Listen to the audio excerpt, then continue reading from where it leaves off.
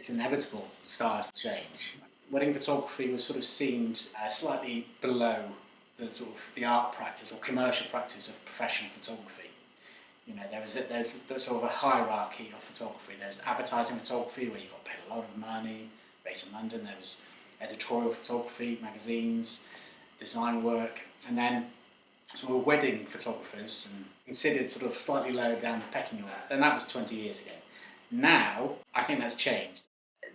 I think the main evolution that I've seen in my time of doing wedding photography, and also in the last sort of 10 years or so not even that long, is that people want their weddings to be different.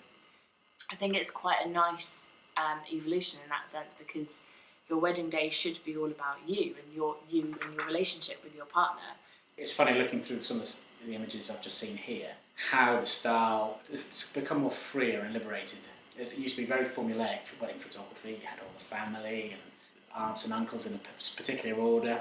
There's only so much personality or happiness even you can get through a posed photograph, because if you're there for 5 minutes kind of grinning at the camera like this, and you know, you get stiff and it's not showing you as you really were on that day.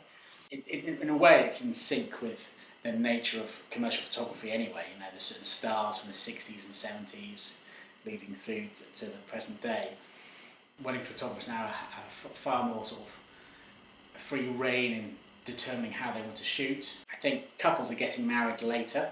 Their sensibilities and their ideas are more mature, and hence they're more relaxed about creating a way a photographer might take, a wedding photographer might take.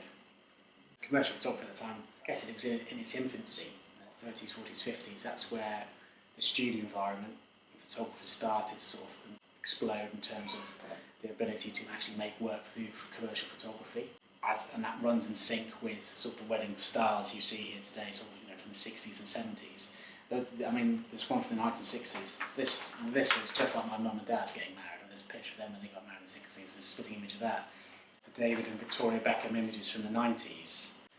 I think that's the explosion of photography. It's on the cusp of going from analogue to digital. Everyday magazines, the celebrity culture kicks in, and everyone wants a glamorous wedding, and the cost of a wedding goes from £5,000 to £30,000, and so you are obviously going to spend more money on getting a better quality photographer to come in with a more creative eye. It's more of a, I want this to be an event, you know, it's a big party, it's going to look and feel and sound amazing.